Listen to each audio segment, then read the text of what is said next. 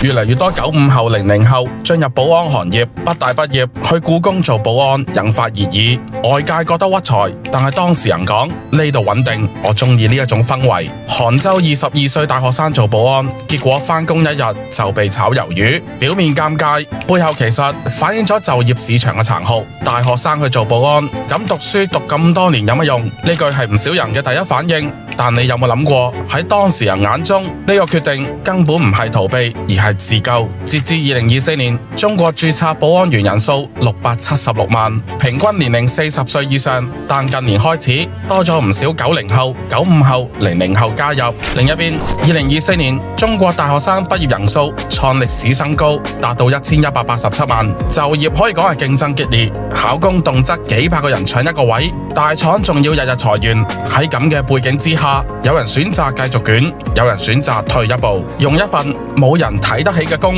留住自己嘅精神同生活。社會笑佢哋擺爛，但係佢哋自己講我係自救。點解年輕人會選擇去做保安員呢？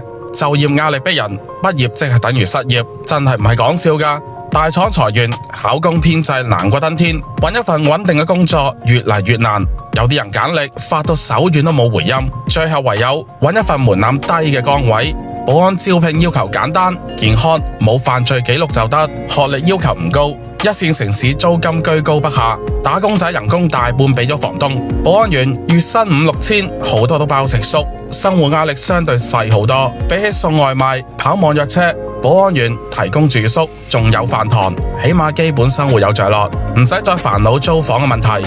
唔少年輕人講，至少唔使再為交租單驚受怕。今日嘅年輕人對生活有新嘅要求，唔係盲目追求高薪，而係更加重視心理健康。寫字樓白領可能月薪過萬，但朝9晚6，夜晚仲要被信息轟炸。但係保安員就唔同啦，日常主要係巡邏、企崗、應付突發狀況，相對輕鬆。有一啲00後直接講，返工嘅時候玩手機都冇人理，舒服過喺寫字樓。放工之後嘅時間真真正正屬於自己。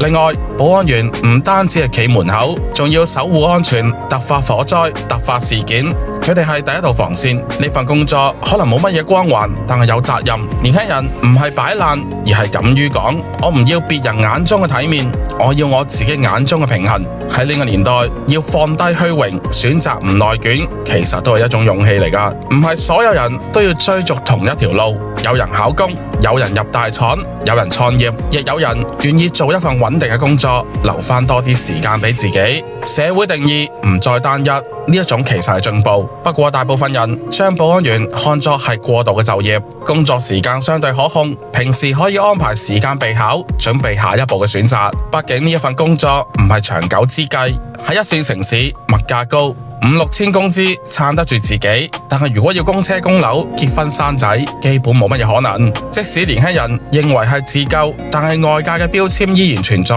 做保安員等於冇出息。呢一個壓力係唔少年輕保安員嘅心結。其次就係晉升空間非常之窄，除非你做到隊長、主管，否則職業發展基本停滯。好多年輕人做幾年，最後都係轉咗行。唔知大家又點睇？歡迎留言俾我。本期節目講到呢一度，我哋下期再見啦。